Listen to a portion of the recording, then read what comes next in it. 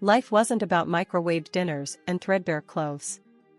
I used to be designer clothes every week, vacations wherever I wanted, kind of rich. Dad, the tech guru with a Midas touch, and Mom, the design whiz who made every LitaCorp gadget a must-have. They were loaded.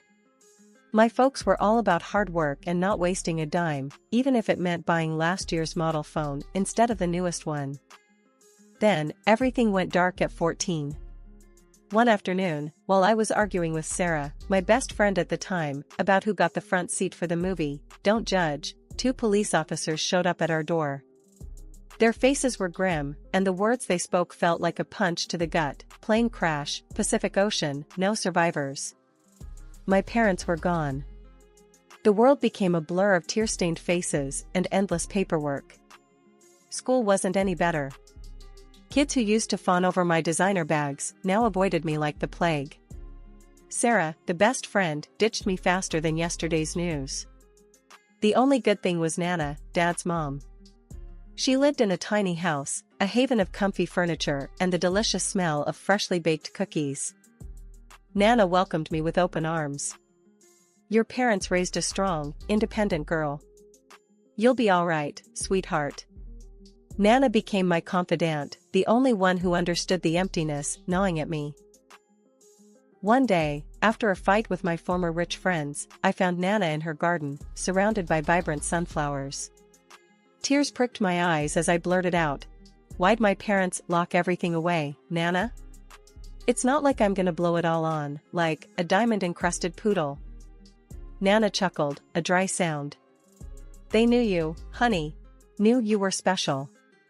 They wanted you to learn about life, the real life, not some fake world built on money. Trust me, when you turn 25, you'll be ready." Ready for what? I didn't know. But Nana's unwavering faith and the memory of my parents' warm smiles kept me going. I learned to cook on Nana's ancient stove, devoured books at the local library, and even landed a part-time job at the bookstore downtown. Sure, it wasn't the life I was born into, but it was mine.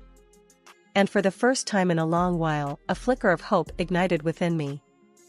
Living with my grandmother in a small house, going to a regular school, working a part-time job, it wasn't what I was used to, but keeping my past a secret was a secret weapon I planned to use wisely. College loomed ahead, and with my good grades and some government grants, I was ready to face it head-on. College life was a whirlwind. I juggled classes, a part-time job at the campus bookstore, and a mountain of instant ramen noodles. Still, I wouldn't trade it for anything. One crisp autumn afternoon, I was hunched over a particularly mind-numbing economics textbook in the library, highlighter in hand, when a voice startled me. "Dude, are you lost in econland again?"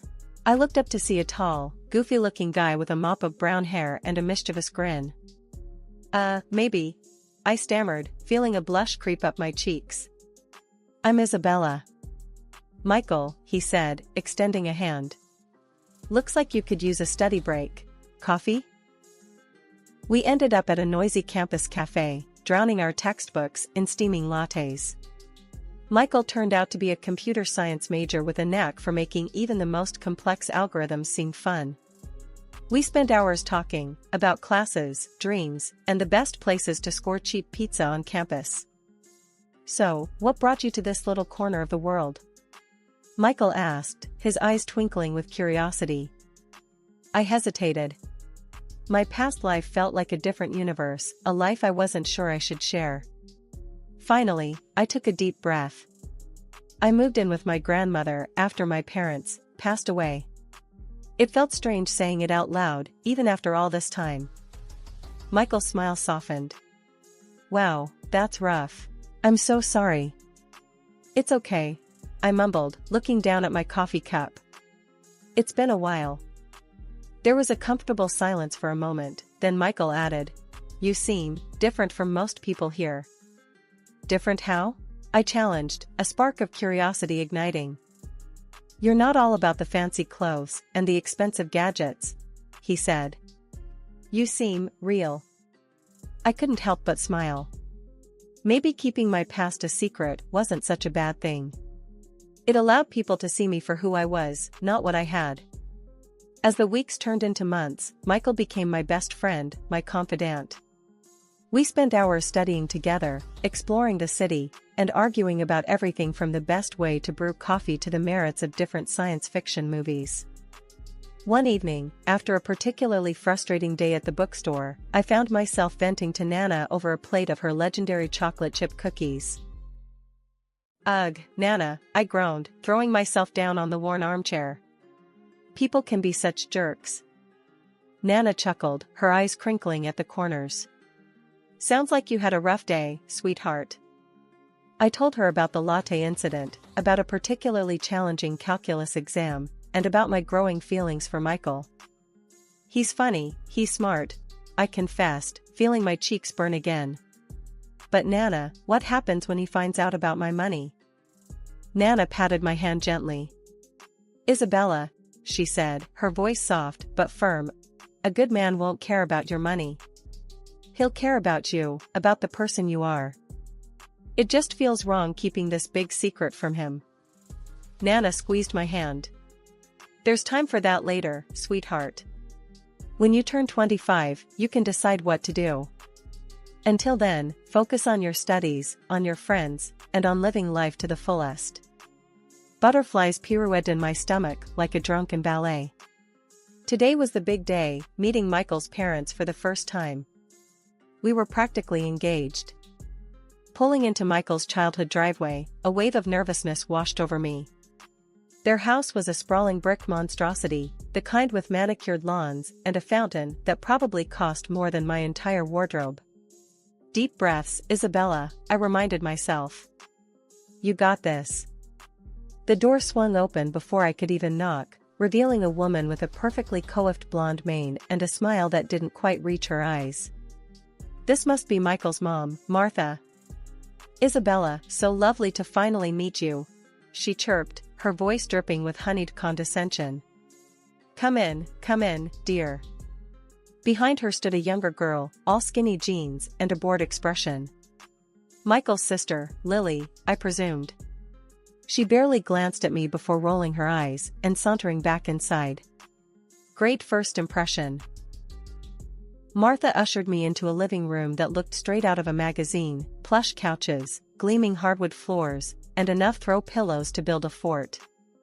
"So, Isabella," Martha began, her gaze scanning me head to toe in a way that made me feel like a used car on display.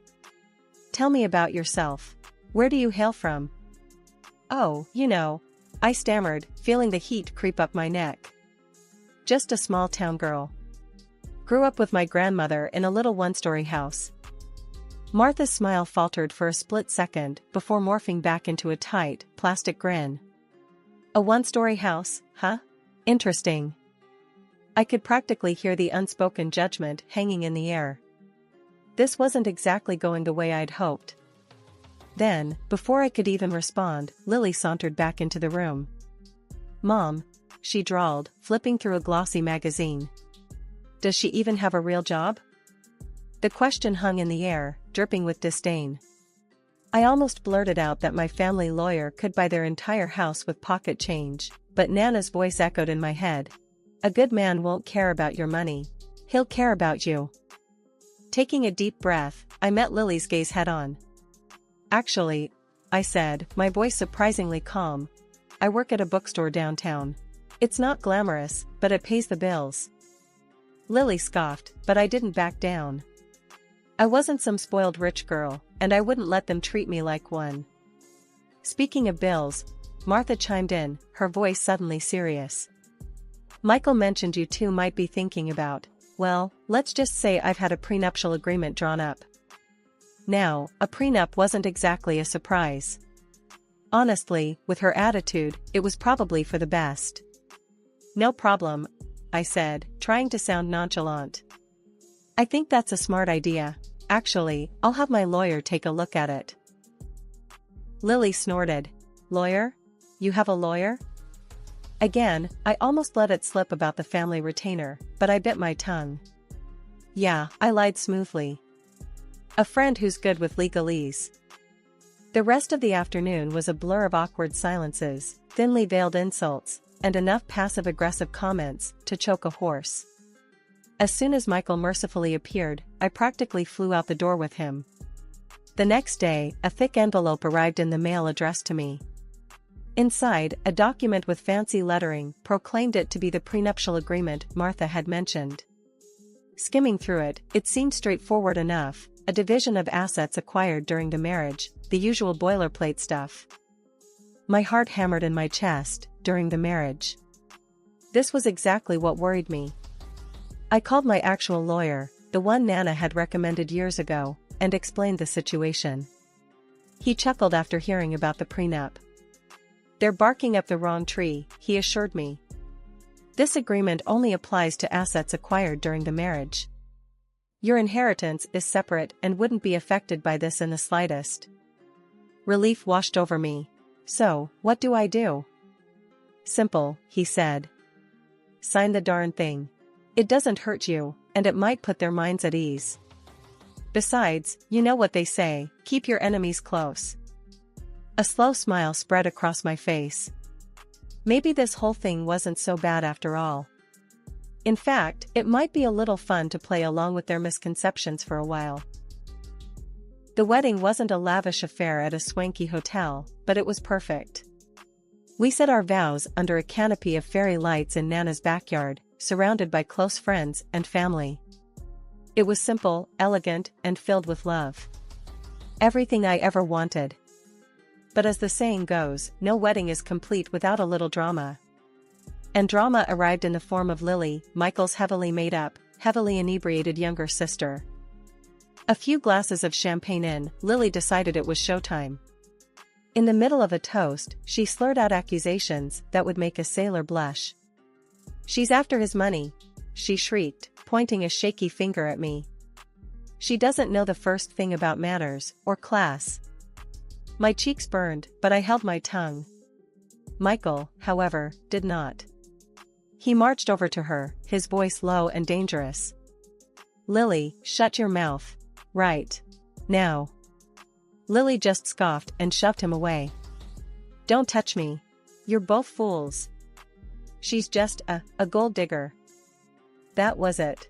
I'd had enough. Ignoring Michael's pleading look, I whipped out my phone and dialed the police. "We have a situation here," I said calmly, explaining the scene. The party came to a screeching halt. Michael's mom turned a shade of purple, and guests exchanged stunned whispers. By the time the police arrived, Lily was sprawled on a lawn chair, muttering incoherent threats. The rest of the night was a blur. The police took Lily away, vowing to talk to her in the morning when she was sober. Michael apologized profusely, his face etched with shame. His mom, however, were a different story.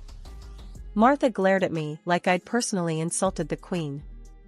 "You've disgraced this family," she hissed, her voice tight with fury. "Now the press will have a field day with this." Honestly, I didn't care. Their family drama? Not my problem. In fact, the prospect of less Martha in my life was kind of appealing. 2 years flew by in a blur of designer shopping sprees, fancy dinners, and a growing emptiness in the pit of my stomach.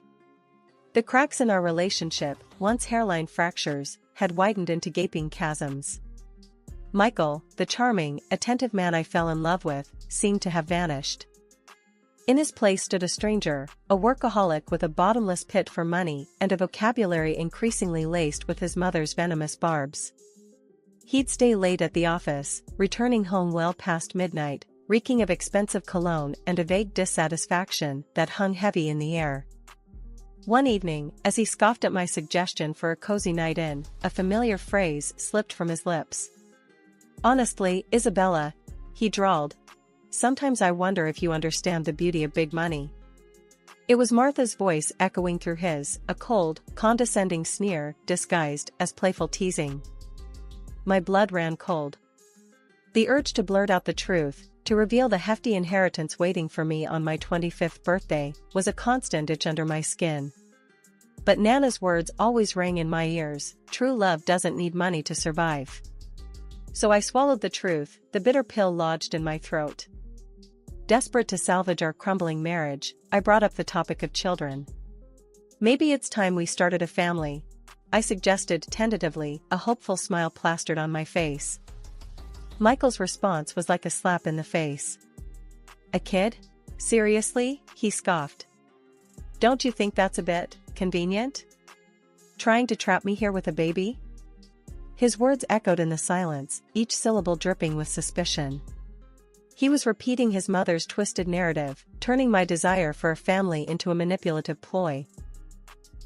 However, after a couple of months I threw myself into planning Michael's birthday party with a fervor bordering on desperation.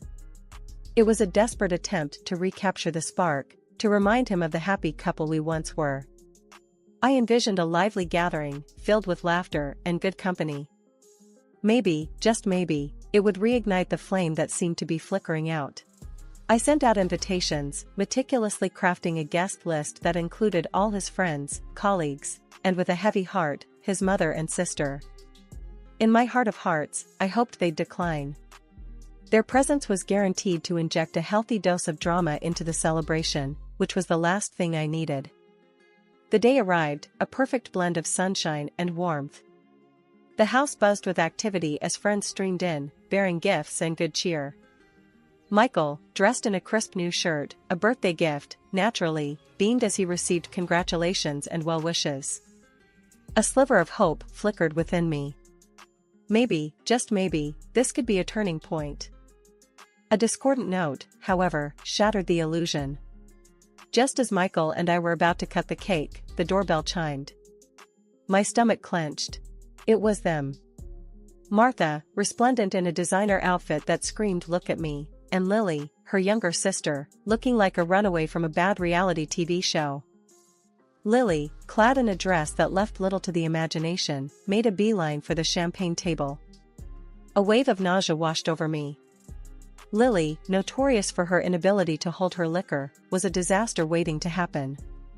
I opened my mouth to warn Michael, but he was already engrossed in conversation with his mother, oblivious to the approaching storm. As predicted, the champagne flowed freely, and with it, Lily's inhibitions. Soon, she was weaving through the party, a tipsy hurricane in a sequin dress. Her voice grew louder with each passing glass, her words laced with a malicious intent. "You'll never be one of us," she slurred, pointing a drunken finger at me. "You're just a gold digger, after Michael's money and his family name." Tears welled up in my eyes, blurring the scene before me. But Michael, oblivious to my distress, remained glued to his mother's side, his back turned on me. He didn't even spare me a glance as Lily launched into a tirade about my supposed inadequacies as a wife and future mother. "You'll never carry on the family lineage," she screeched, waving a sheaf of papers in the air. "You'll only give birth to weak, pathetic babies." My vision swam. Shame and anger warred within me. Then, amidst the drunken chaos, Lily stumbled, her high heels betraying her. With a graceless shriek, she tumbled into the pool, landing in a heap of soaked sequins and misplaced pride. I rushed forward to help, more out of instinct than anything else. That's when I saw it, the papers Lily had been clutching lay on the ground, partially obscured by the pool water. Curiosity overcoming my emotional turmoil, I picked them up. My blood ran cold as I recognized the document, divorce papers. Signed by Michael. The date scrawled at the bottom confirmed my worst fears. Tears stinging my eyes, I stormed back into the house, the party atmosphere a grotesque parody of happiness. There, in the middle of the living room, stood Martha, a smug smile plastered on her face. Before I could speak, she launched into a tirade. "Well, Isabella," she purred, her voice dripping with fake sympathy. "Looks like your little plan backfired, didn't it?" "What plan?" I spat, my voice tight with anger. "What are you talking about?" "Don't play dumb, dear," she sneered. "Trying to get pregnant, trap Michael, a classic gold digger move." Betrayal, raw and searing, ripped through me. I glanced at Michael, searching for a flicker of denial, a shred of the man I thought I knew. But his gaze remained fixed on the floor. Fury replaced the pain. "Fine," I choked out, snatching the divorce papers from his hand. "If that's what you want." With a trembling hand, I grabbed a pen from the table and signed the document with a flourish. A gasp rippled through the crowd, but I ignored it. Let them watch. Let them see the sham of a marriage I'd been living in. There, I said, my voice surprisingly steady. Happy now? The room was silent, the air thick with tension. Then, I reached for my phone and dialed a familiar number. Nana? I asked, my voice thick with emotion. Can you come get me? Now. A few minutes later, my grandmother, bless her heart, materialized in the doorway. Relief washed over me, warm and familiar. What's going on here, Izzy? Nana asked, her eyes taking in the scene with a sharp glint. Taking a deep breath, I launched into the whole sordid story, Michael's accusations, Martha's manipulations, the betrayal that felt like a physical blow. By the time I finished, a slow smile was spreading across Nana's face. That's all, she chuckled, her voice laced with amusement. Before I could reply, she turned to Michael and his mother, her voice laced with steel. Listen up, you two, she began. Isabella doesn't need your money or your pathetic family name. She's an heiress in her own right, set to inherit a vast fortune on her 25th birthday, which is, by the way, in a month. The color drained from Martha's face. Her smug smile had morphed into a mask of disbelief. Heiress, she stammered. But Michael said. Michael listens to his mommy a little too much, wouldn't you say? Nana retorted, her voice dripping with sarcasm. Martha sputtered, her carefully constructed facade crumbling. Isabella, she croaked, her voice laced with desperation. Forgive me. I was wrong. You deserve my son. Now it was my turn to scoff. Deserve? Their love had been built on lies and suspicion. The taste of betrayal lingered bitter on my tongue. As if on cue, a loud honking sound came from the driveway. My surprise gift, a top-of-the-line sports car, had arrived. A car I'd secretly bought for Michael, using money from my hidden account. Sliding behind the wheel, I gestured for Nana to join me. Let's go, Nana, I said, my voice firm. From now on, my lawyer will be dealing with all of you. As I pulled out of the driveway, I glanced back at Michael and his mother, their faces a picture of stunned silence. Leaning out the window, I added one last parting shot. Oh, and by the way, I said, a mischievous glint in my eyes. I recorded the whole thing, including your little drunken performance, Lily. I held up my phone, showing them the social media post with a rapidly rising number of. The roar of the engine filled the air as I peeled out of the driveway, leaving behind a cloud of dust and a family drama for the ages. A week after the dust settled from the divorce drama, the phone rang. It was Martha. Honey dripping from her voice, she launched into a desperate plea for reconciliation. Apparently, Michael was lost without me, and they both wanted me back in their perfect little family. I cut her short. Thanks for the offer, Martha, I said, my voice cool. But the damage is done. Move on. Then came Michael. He showed up at my doorstep, looking like a kicked puppy in a Brioni suit. A sob story about his manipulative mother and his undying love for me tumbled out of his mouth. Yeah, right. Spare me the crocodile tears, Michael, I said, my voice laced with steel. Actions speak louder than words. You had your chance. He hung his head, defeated.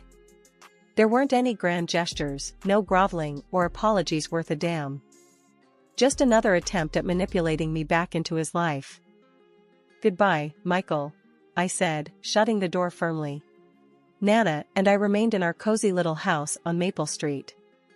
Forget mansions, this place held memories, laughter, and the comforting aroma of Nana's famous apple pie. My 25th birthday arrived, ushering in a tidal wave of wealth. The inheritance was staggering, more money than I could ever dream of spending. But luxury cars and designer clothes held no appeal.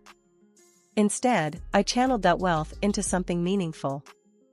The Isabella Foundation, dedicated to my beloved parents, was born. This foundation offered a lifeline to people struggling financially, a way up from the quicksand of debt and hardship. It was my way of giving back, of making a difference in the world. Running the foundation kept me busy, but it was the most rewarding work I'd ever done. Reading success stories, witnessing the hope blossom in people's eyes, that's what fueled me. The sting of betrayal had faded, replaced by a quiet satisfaction.